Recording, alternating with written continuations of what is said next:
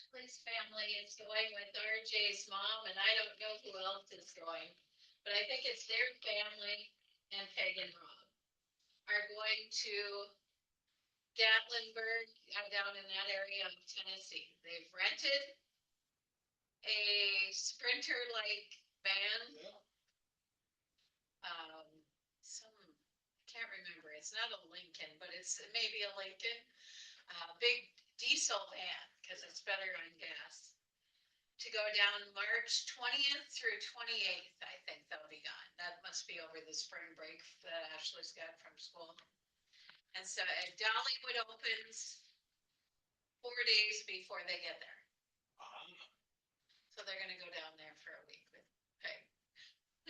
Good for them. I said, yeah, tell me, because I'm going to go there someday. She's retired. She can do these things. Yep. Well, and she just got the big check from the county. They got all the money figured out, I think. Oh, she did get her payoff? Yeah. Good. At least most of it started.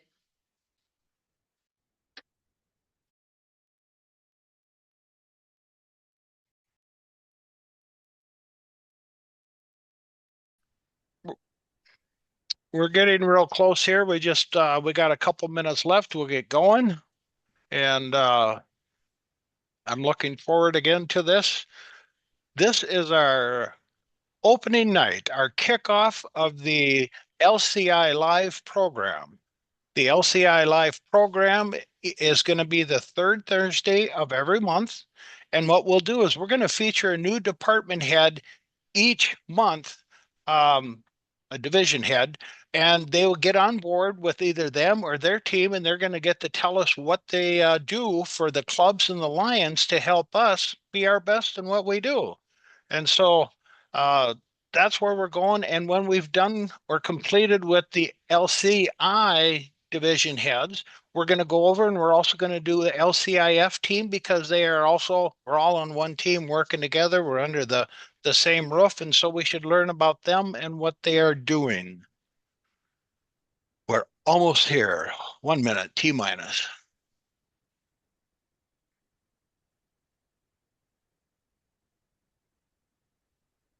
If you have any questions, go ahead, throw them into the chat box for us, and we'll try to address them as we go through our talk this evening. Give us a shout out where you're from. We look forward to having you all with us, and thank you so much.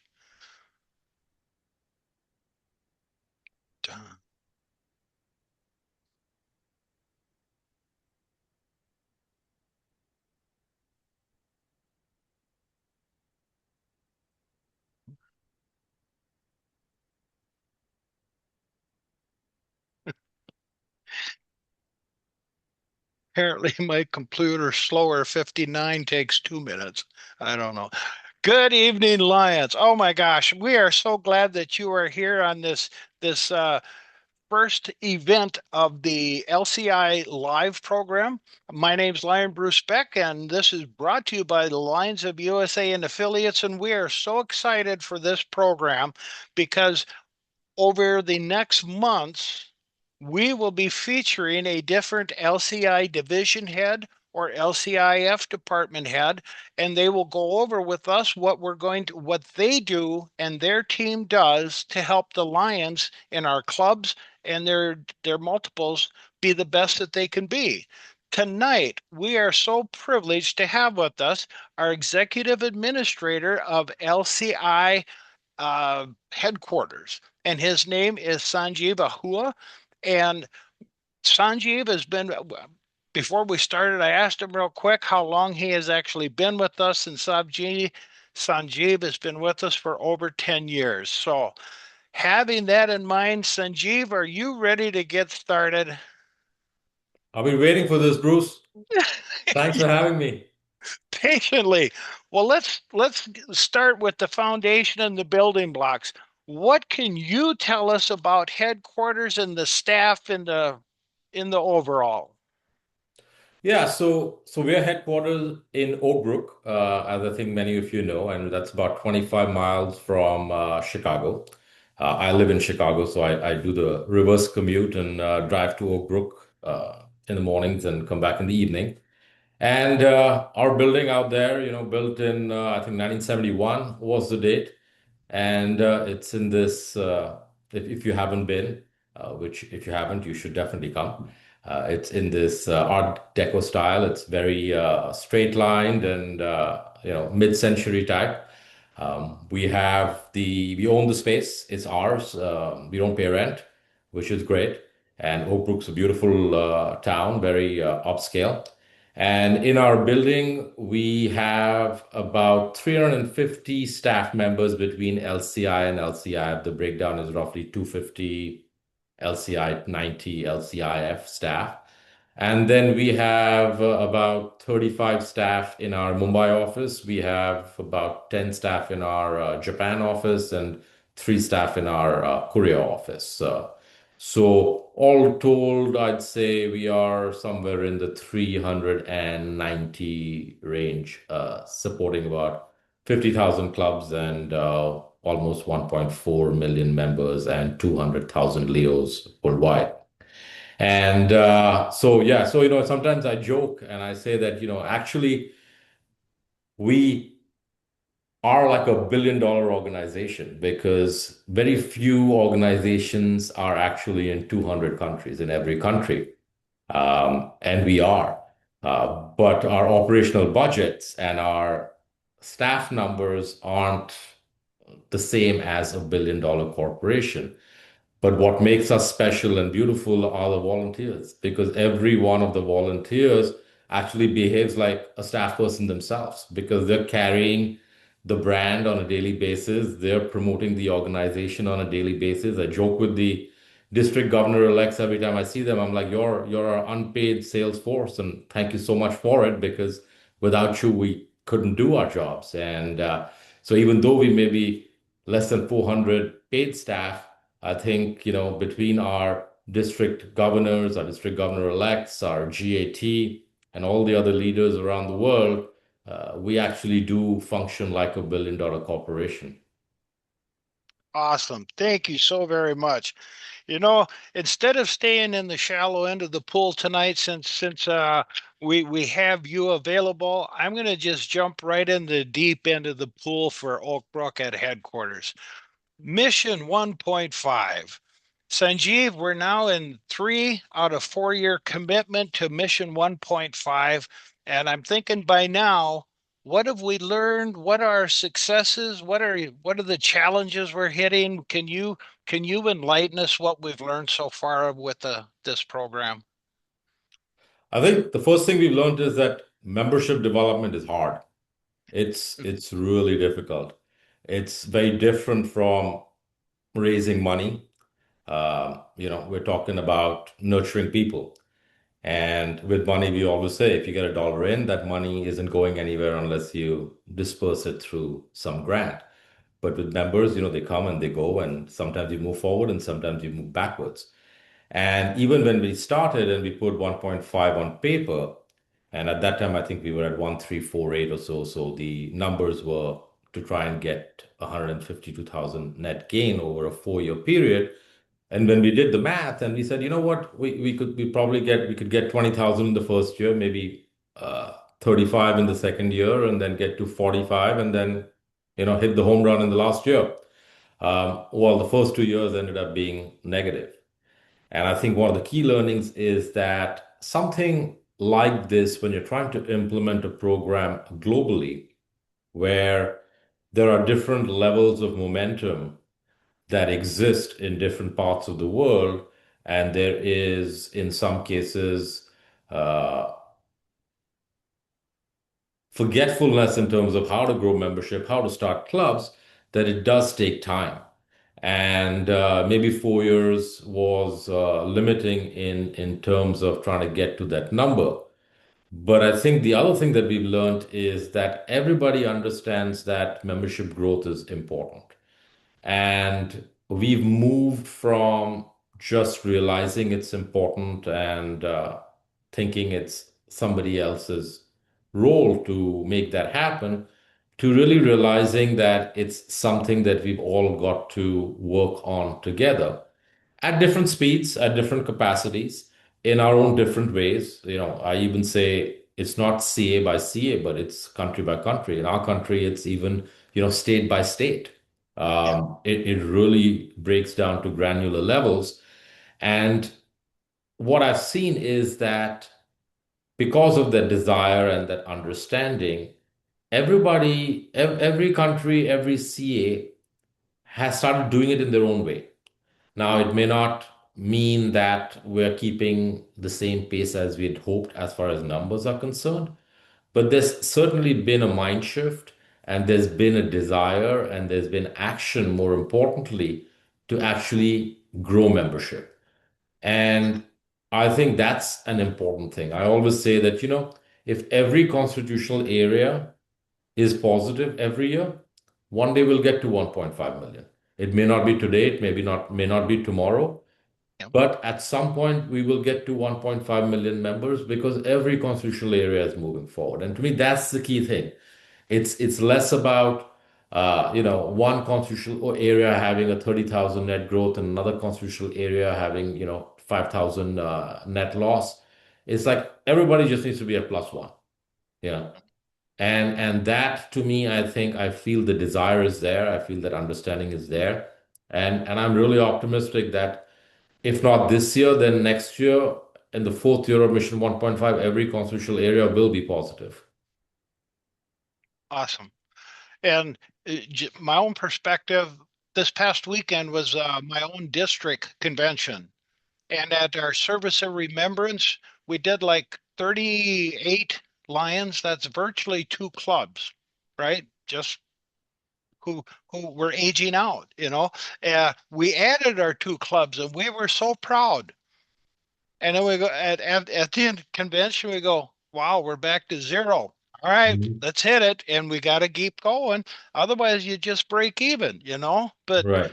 that's just, I know we're not the only ones who are getting older. It's not limited to just my district. So just because you get new clubs doesn't mean you can sit back on your haunches and relax. We still need to work at it. So, all right. Here is one of the hot potatoes and things that have just come to light, Sanjeev, marketing and service. We know marketing is absolutely critical to telling our service story. How is LCI at headquarters utilizing marketing to share the good that we do as Lions? Right, right. And I grew up in the world of marketing. I got my degree in marketing, and so marketing is still very, very close to my heart, and it's kind of my trade.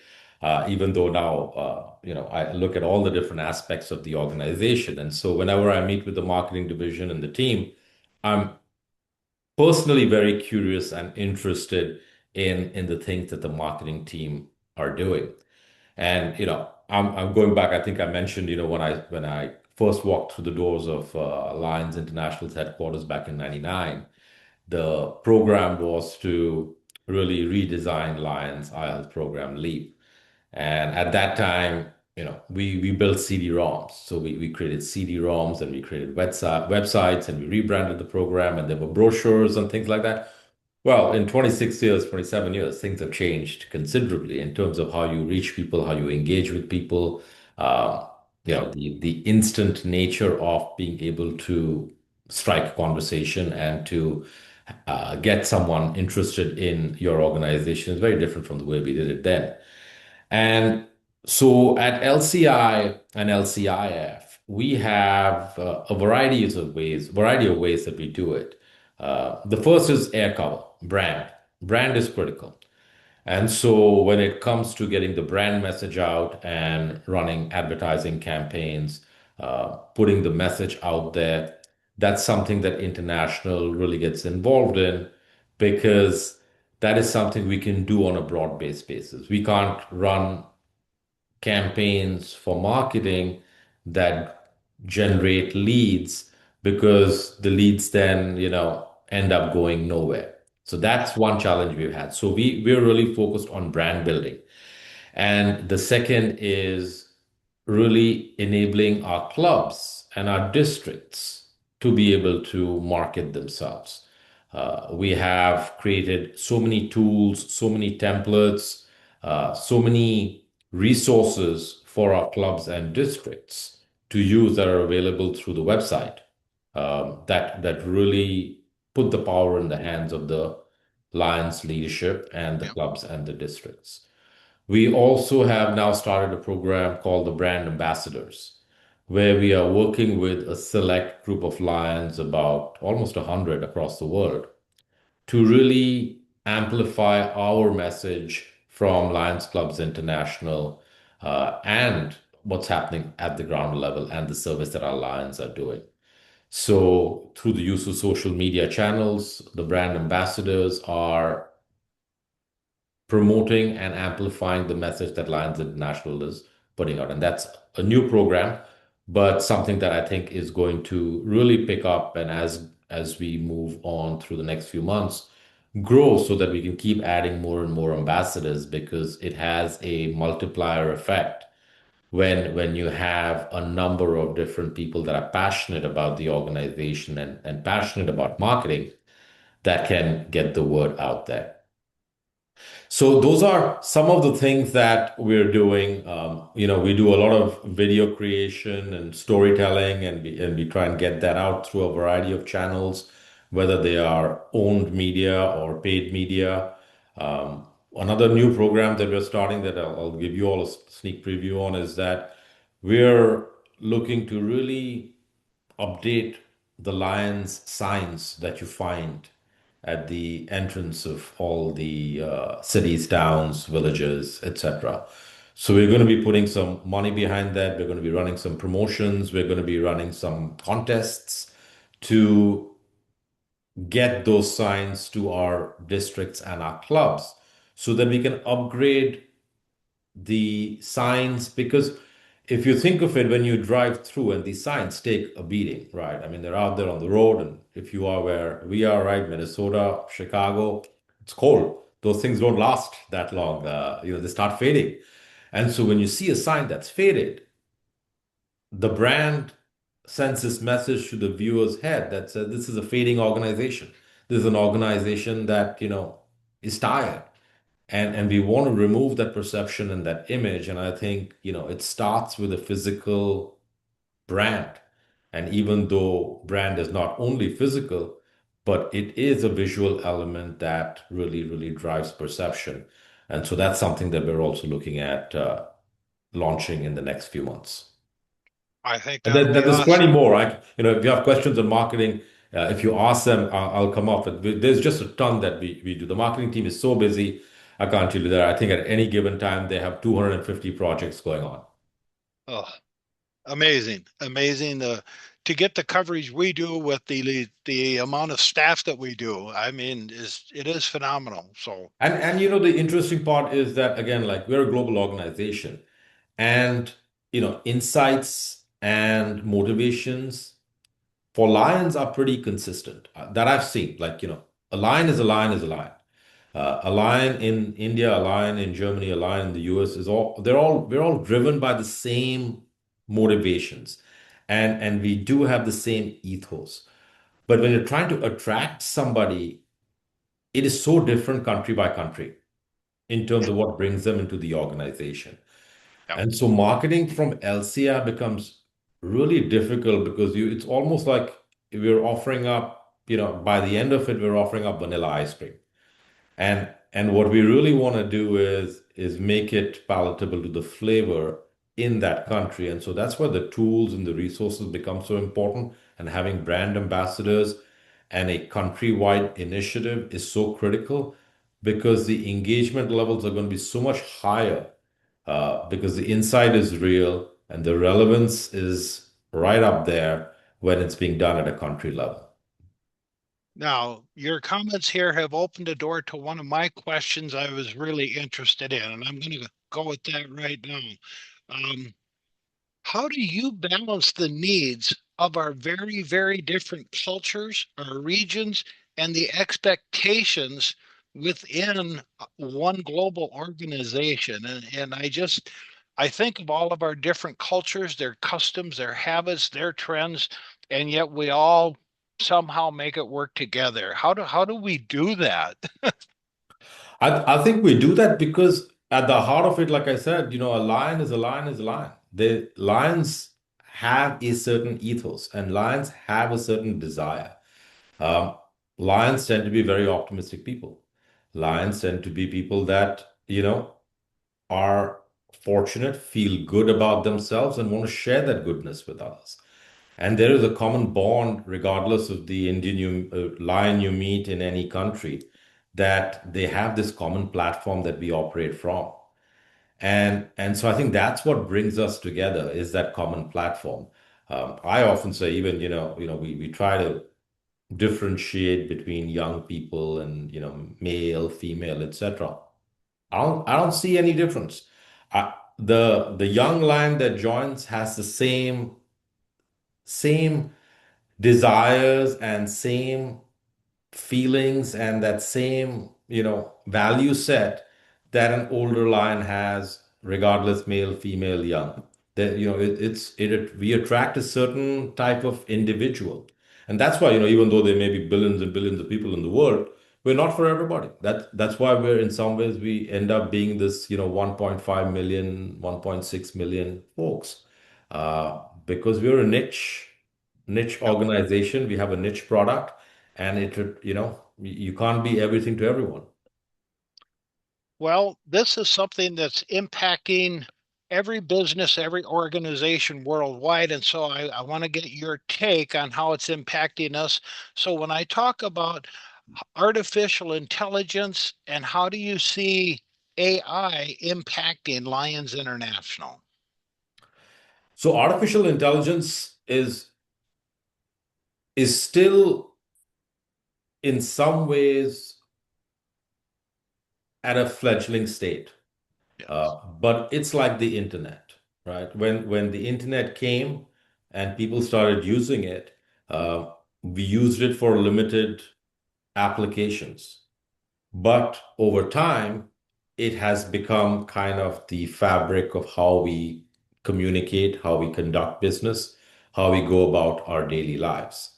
Artificial intelligence, in my mind, is similar to the advent and the implementation of the internet in our lives.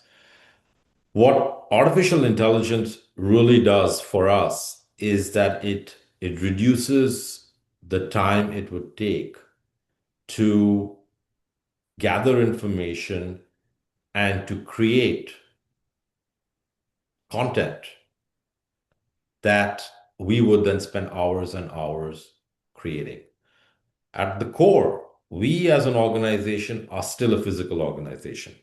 We like to get together, we like to meet, we like to socialize, we like to do service, we like to see the smiles on the faces of those we serve, and we want to be physically engaged in that activity. Now, artificial intelligence isn't going to take that away unless at some point you essentially download your persona into a robot and are able to experience, what a robot is able to then transmit back to you. And the robot goes out there and does the service, and you get the gratification and the pleasure of that service that the robot is doing out there in place of you. Now, 20 years down the road, that can happen. I mean, you think of Ukraine and you think of places where there's war and there is a need for service. Right now we're using drones for warfare. We might use robots for support and service. And these robots would be out there and they would go out there and they would help the folks that are hungry and they would help the folks that are needing, work done on their destroyed tent or any type of equipment that they need. So it's possible. But for the time being, really where AI plays a role in our lives is that AI can really help us do certain tasks that we would normally do that take a lot of time in terms of marketing our clubs, in terms of really promoting our service activities, in terms of, scheduling, in terms of organizing an activity. So administrative tasks can be done by AI. What we're doing at headquarters is a couple of different things. One is we're ensuring that every staff member is getting trained on how to use AI in their jobs. And that could mean from research and analysis to spreadsheet creation to coding in Salesforce. So depending on your role, everybody is being trained on using artificial intelligence to get more efficient. For our clubs and districts, we're looking at ways that we can really create tools like I mentioned. And I know Daniel and Lions Virtual has created a couple of these chat GPTs, but you have to have a chat GPT subscription to use the tool. And so there's limited usage because not everybody wants to spend the $20 on chat GPT. I think it's a good investment for any club to do is to at least have one chat GPT account. Um, but to be able to then generate marketing material through the use of AI, to be able to create marketing plans and membership development plans, to create training, translations. So there's a lot of use that we can put out there for the clubs and districts as well. And we're continuing to develop that over the course of the next few months. The other untapped area for us is our Lions portal. Now, Lions portal has such a wealth of information um, that by applying an artificial intelligence tool, we can really harness the power of all that data and that information. Because AI won't work if there's no data. For AI to work, there has to be data, and then you have to be able to prompt it to get you what you want out of that data. One of the things that I keep talking to the team about is that, we go through this whole process every year of district governor elects being asked to create their plans. Okay, so district governor elect, what are your plans for the year? What are your goals? How are you going to put these goals into action? And what are the steps you're going to take, et cetera, et cetera. Now, we could just mine the data in Salesforce through an AI tool and look at it district by district, look at it even by club in a district, and have a ready-made plan for the DGE 6, 8 months before they take and say, like, look, based on everything that's been going on in your district and all the clubs, here are the things you really need to focus on. And here's where you're going to have huge impact. And here are things that you shouldn't spend your time on because it's not going to have much impact. And then the person can take that as a starting point and work on it. But the challenge with us implementing something like that is that even the tech organizations haven't figured out how to monetize AI. They're spending a lot of money in AI right now. There's a lot of investment, billions of dollars going in, but the companies haven't figured out how to charge their customers. So, for example, right now, Salesforce wants to charge us per conversation. Like it's going to cost you $3 for every conversation. And we're like, we're a nonprofit organization. We've got 75,000, 75, I don't know, how many? 250,000 right now users on the Lions portal. If each one has a conversation, we'll be out $750,000. We can't afford that. So they're trying to figure out how to, monetize AI. And so they're giving us the tool on a limited basis, on a trial basis to test out what can be done. But once we figure out the financials, the power is endless, I think. Yeah. Well, that's I'm just getting my feet wet in the AI. I see the potential. Of course, I hadn't even thought about doing the work for a DG in a specific district and say, okay, we took a look. Here's your roadmap for your year. Well, some of them go, yay, that's awesome, and others go, but I wanted to go here, you know, and so I think just the possibilities are absolutely amazing. So here is a deep question, and I'm confident you have had time to ponder this over numerous cups of coffee. What do you see as in the future for our great association? What are we looking at down the road here in your vision? So for me, I'll start. I've got a couple of things that I think will play out. I think Mission 1.5 is going to have a positive effect on our organization. I think that we are going to start seeing a culture of growth. I think we're going to see some rejuvenation. I know that, it feels exhausting, it's stressful. But I think out of this exhaustion and this stress, we will truly sprout a team and a mentality that will be focused on growth. I think that moving forward, we will see positive growth in terms of membership on an annualized basis. I don't think we're going to be slipping backwards moving forward. Um, what I do also see is as this growth happens, the the demographic and the face of the customer is going to start changing, and that means the member. And I think that's something we need to keep an eye out on to see who's coming into the organization now. And is that member face evolving? Because if it's evolving, then we need to make sure our marketing, our engagement, our acquisition, um, our service, and our operations adjust to that evolving phase. So I think over the next 10 years, uh, the customer, which is our member, is going to evolve, and we've got to keep up with that evolution to make sure that we stay relevant and connect with the person that is coming into our organization. As a result of that, Awesome. also, I feel that there's a chance that we start really having more of a regionalized approach. Yep. And by that I mean that as we see pockets of areas developing, other areas maybe even withdrawing a little bit, that we have to, and with technology now we can find a way to connect on a more regional level. We can't continue to just strategize, come up with ideas, solutions, and promote those solutions at a global level if we want implementation to be successful. We've had so many strategic plans over the years, and I've gone back and I read strategic plans from the 70s, from the 80s, from the 90s, and uh, I could pull a plan from 1984, and it looks very similar to our plan from 2015. Yeah, it's the same thing.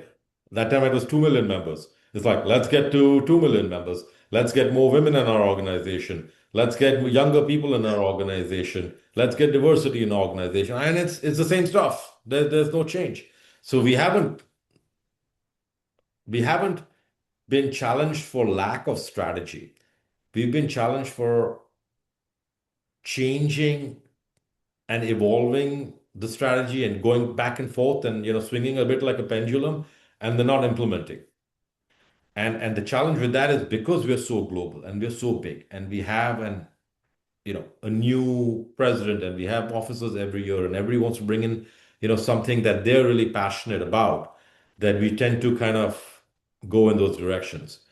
And so I think down the road, if we have more of a regional approach, then we will have less of that wavering. And I think the changing face of the customer, I think the technology that's coming into play now with AI and our ability to execute much faster because of the computing power of artificial intelligence will make us a little bit more regional in our approach moving forward. That's awesome. I never really considered looking at some of our strategic approaches like fashion. What was good in 94 is now good in 2024. What goes around comes around, I guess. But Yeah. I guess And I another thing, Bruce, is also, I think, uh, the geopolitical situation. I think that has a huge influence on an organization like ours that is so global, because yes.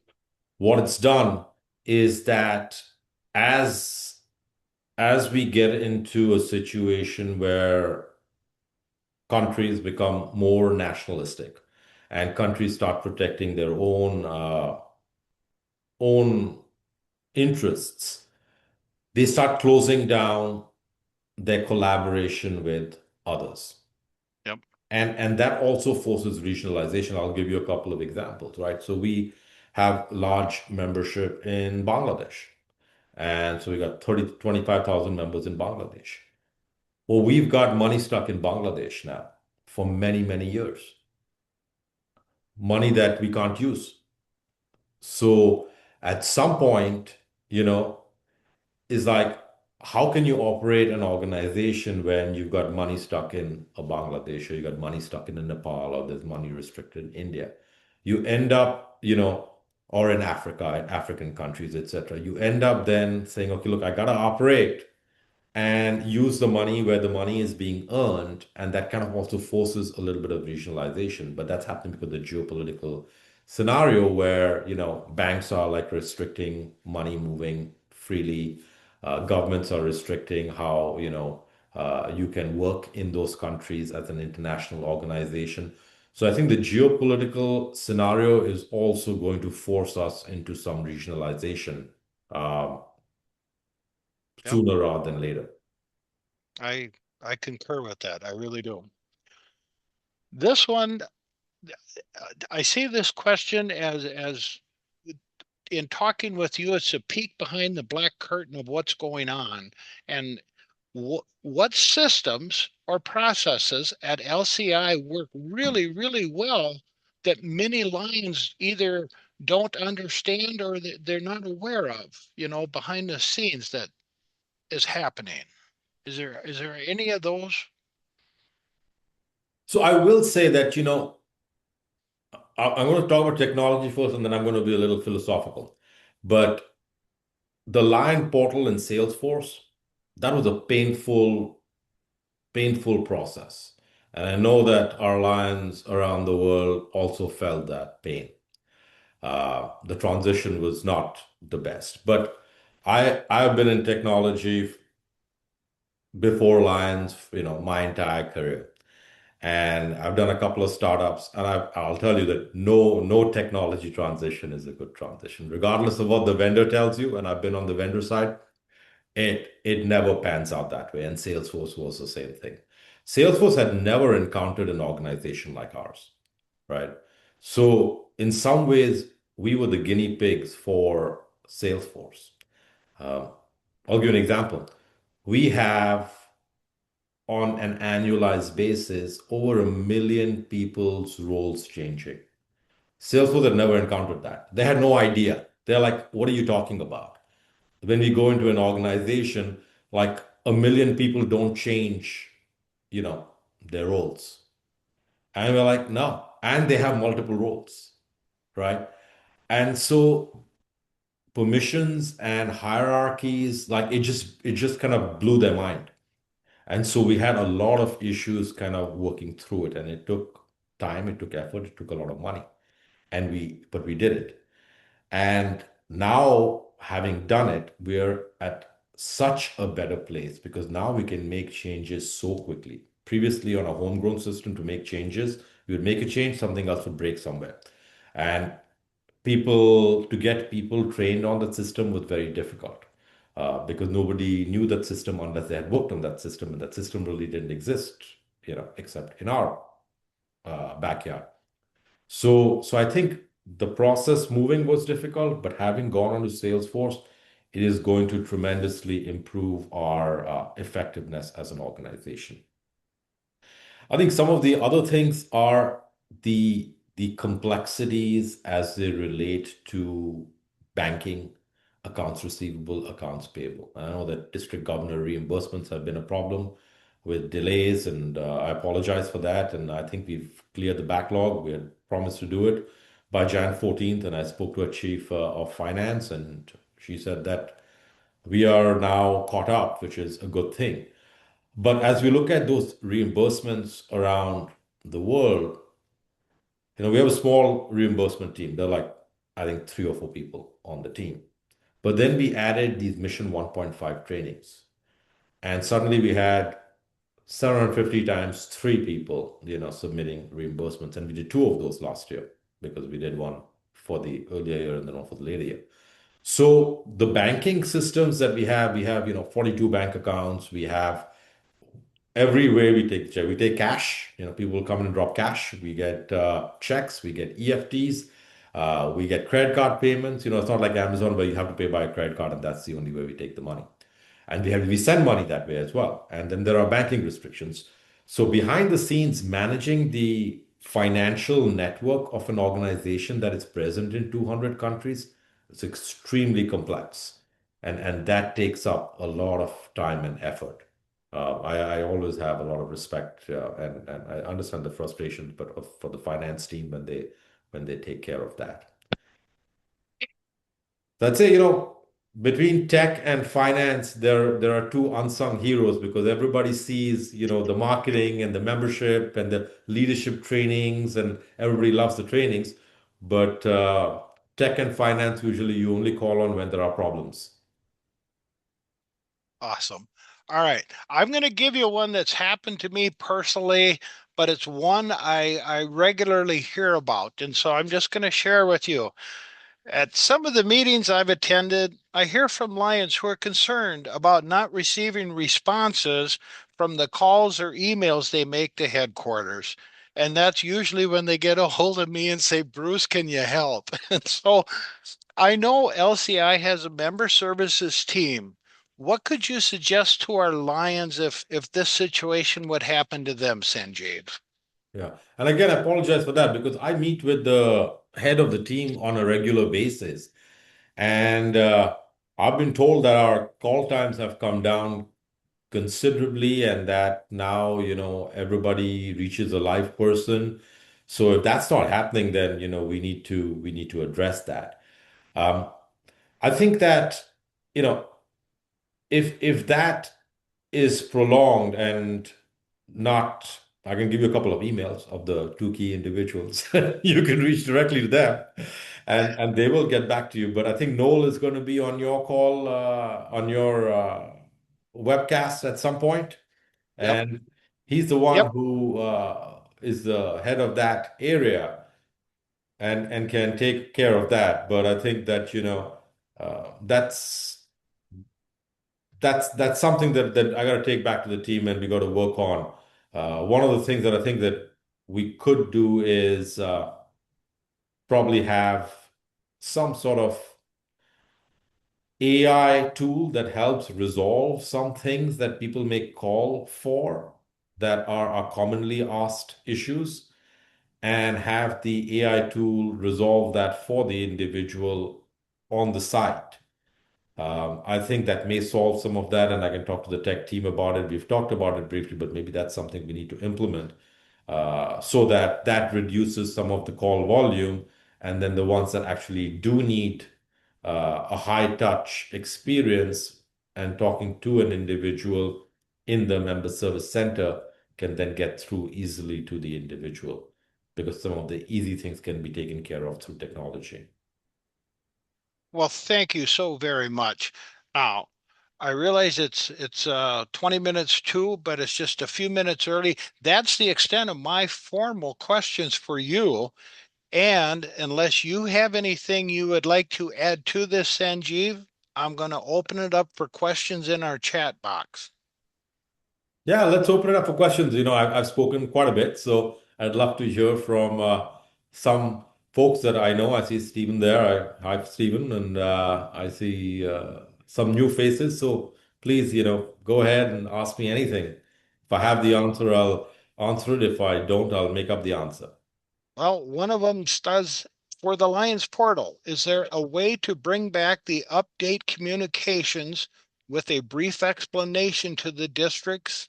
Monthly, quarterly would be such a help. And so maybe a portal train the trainer session so we get consistency in communicating back and forth with each other and how we do it. Certainly. I'll take that back to the tech team, and my sense is that they had started having minimal participation, and so they discontinued it. But maybe instead of discontinuing it, we should still have them, but maybe at a lesser frequency. So maybe, like you're saying, we can do a quarterly or something to that effect. Awesome. Well, you definitely had one fan when it comes to using AI to help a DGE find their path. We have it's one of the comments here, and it says not everyone are experts in data mining and analysis.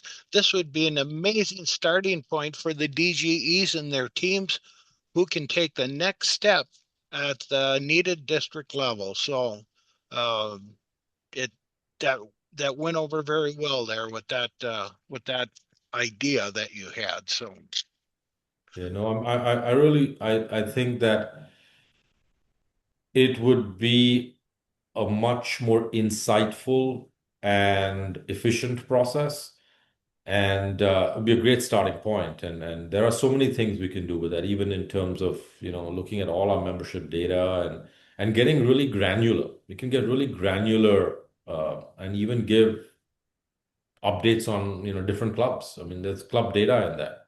You can look at the evolving data of the club over time as well.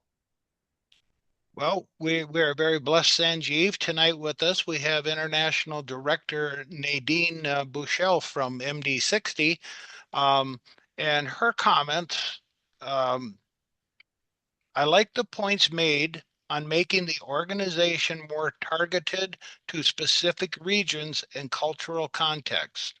This is very important as different areas have different practices and motivations. And so, um, again, you're garnering support with what headquarters is looking at when you're shifting to more regionalized programs and regionalized access of the information and support. So Yes, yes. let's see.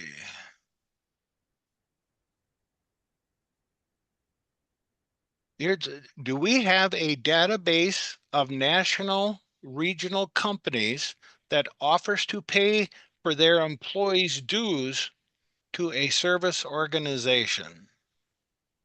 I We do am not not have a I'm we do not not have aware. a database for that. I don't know if someone knows of something that we can look at. Um, my I don't have that. No. Yep, I know there were firms that used to do it for all employees to support their local communities and get engaged and be a part of it, but even in the time I was, many have cut back or tapered, I think, with their budgets or doing that. So, all right, another comment. Your brochures and workbooks are wonderful, and I can understand the expense of headquarters printing them and mailing them out because they don't print well from home printers. Could you simplify them with not so many glossy photos if that would help in the cost? No, that's a good suggestion. I mean, I can go back to the marketing team and maybe the glossy version is the digital version, but there is a stripped down version for printing purposes that is devoid of, heavy graphics.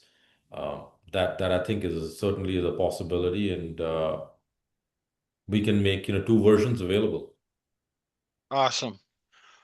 Well, I see no further questions. Sanjeev, any closing comments before I tell them all thank you for being here tonight? Well, I have a couple of questions for y'all. Ah, So I am always interested in figuring out how LCI and LCIF can work more closely uh, for the betterment of our communities. I truly believe that LCIF can really, really help build the brand of the organization and amplify it through the impact that the service funded by LCIF makes possible. And so, question is, if we simplified the grant giving process, would it would it be beneficial?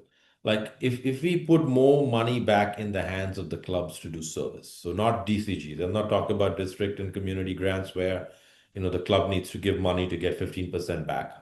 I'm just talking about simplifying the process, making it easy, and really putting more grant money back in the hands of the clubs to do service? Do you think that we can get the clubs to utilize the money and do service and, maybe even have signature projects that they don't have today? So please put your comments and thoughts on that in the chat box. He's asking for your help and your thoughts.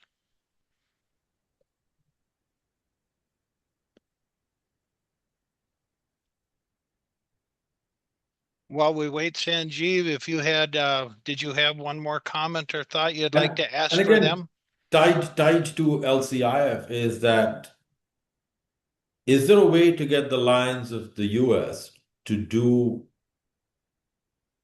a countrywide project, like a big countrywide project that is done over a period of time that that we can utilize LCI funds for? Man, I'm talking like big, like millions and millions of dollars. Because I do believe we're at a point now where our foundation is growing beautifully and is going to continue to grow.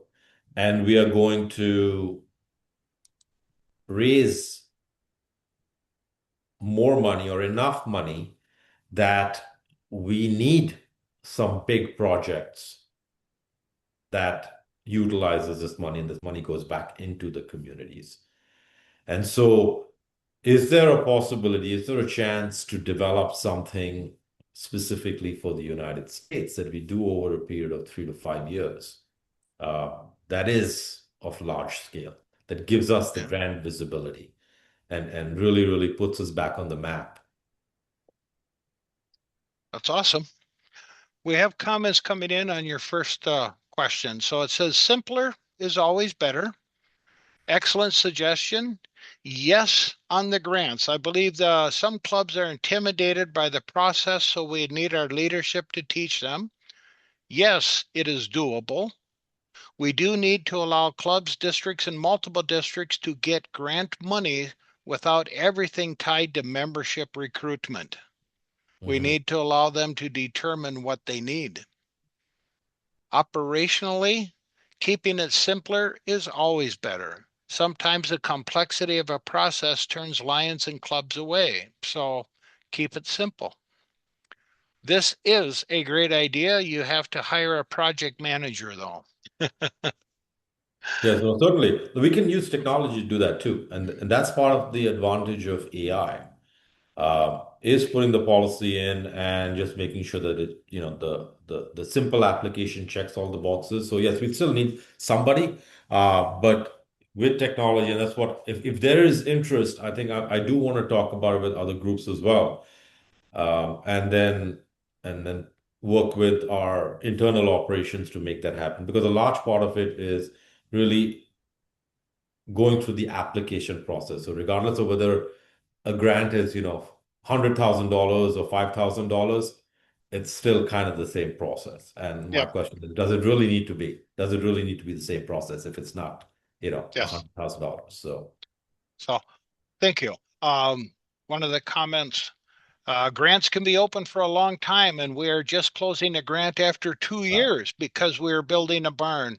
It would be good not to have long-term projects tie up the issuing of new grants. So another is, I think the DCG program is wonderful. It's insensitizing. If we can make that even easier, wonderful.